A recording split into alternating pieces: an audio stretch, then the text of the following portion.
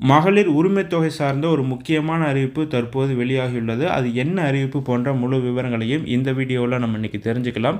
So இப்போ தான் நம்ம சேனலுக்கு நீங்கள் ஃபஸ்ட் டைம் வர்றீங்கன்னா மறக்காமல் நம்ம சேனலை சப்ஸ்கிரைப் பண்ணிக்கோங்க. வாங்க தற்போது வீடியோக்குள்ளே போகலாம்.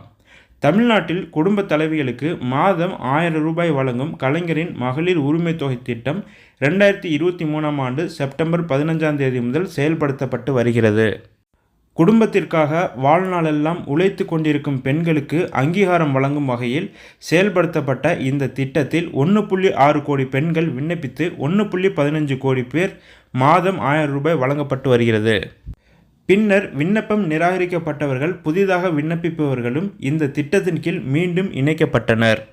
இந்த நிலையில் இந்த திட்டம் மீண்டும் விரிவுபடுத்தப்பட உள்ளதாகவும் அதன் மூலம் மேலும் 2.50 லட்சம் பெண்கள் பயனடைவார்கள் எனவும் கூறப்பட்டது. மக்களவைத் தேர்தலுக்கு பின்னர் அதற்கான பணிகள் நடைபெறும் என சிறப்பு திட்ட செயலாக்கத்துறை அமைச்சர் உதயநிதி ஸ்டாலின் அறிவித்திருந்தார். மேலும் இந்த திட்டத்தின் விரிவாக்கத்தில் முன்னாள் அரசு ஊழியர்களின் மனைவி, புதிதாக திருமணமானவர்கள், புதிதாக விண்ணப்பிப்பவர்கள் இணைக்கப்படுவார்கள் என கூறப்பட்டது. இந்த நிலையில் மக்களவைத் தேர்தல் காரணமாக புதிதாக ரேஷன் கார்டு வழங்கும் பணி நிறுத்தப்பட்டிருந்ததால் இந்த திட்டம் விரிவாக்கம் செய்யப்படுவது தாமதமாகி வந்தது.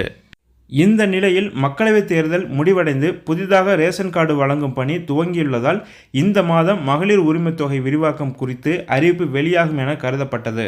ஆனால் விக்கிரவாண்டி தொகுதி இடைத்தேர்தலை முன்னிட்டு தேர்தல் நடத்தை விதிகள் அமலில் உள்ளதால் மகளிர் உரிமைத் தொகை திட்டம் விரிவாக்கம் குறித்து அறிவிக்கப்படாமல் உள்ளதாக கூறப்படுகிறது. தேர்தல் நடத்தை விதிகள் அமலில் இருப்பதால் திட்டம் விரிவாக்கம் குறித்து அறிவிக்கப்படாது எனவும் தற்சமயம் விண்ணப்பங்கள் மட்டும் விநியோகிக்கப்படலாம் எனவும் தெரிவிக்கப்படுகிறது. இதனால் கலைஞர் மகளிர் உரிமைத் தொகை திட்டம் விரிவாக்கம் குறித்த அறிவிப்பு ஆகஸ்ட் மாதம் வெளியாகும் என கூறப்படுகிறது.